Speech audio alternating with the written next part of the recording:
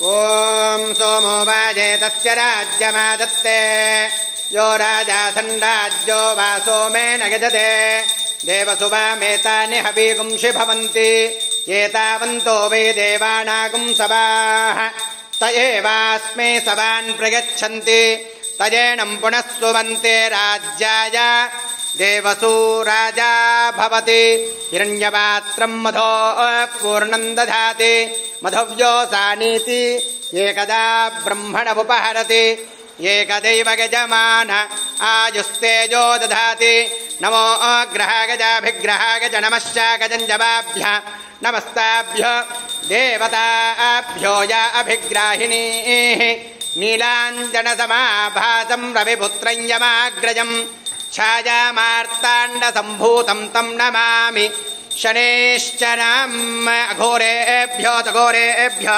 घोरघोरतरेभ्यः सर्वेभ्यः सर्वशर्वेभ्यः नमस्ते अस्तु रुद्ररूपेभ्यः आदित्यादिनवग्रहदेवताभ्यो नमः श्रीशनैश्चराय नमः नीराजनानन्तरम् आचमनीयं समर्पयामि रक्षां धारयामि नमस्करोमि नमः पार्वतीपतये हर हर महादेव शंभो शंकर जय बोलो शनेश्वर भगवान की जय।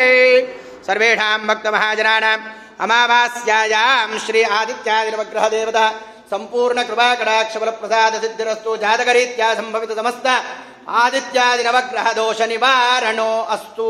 विशेषतः शनैश्चर ग्रह दोष पीडा निवारणोस्तु। शनैश्चर ग्रह देवता प्रियताम्।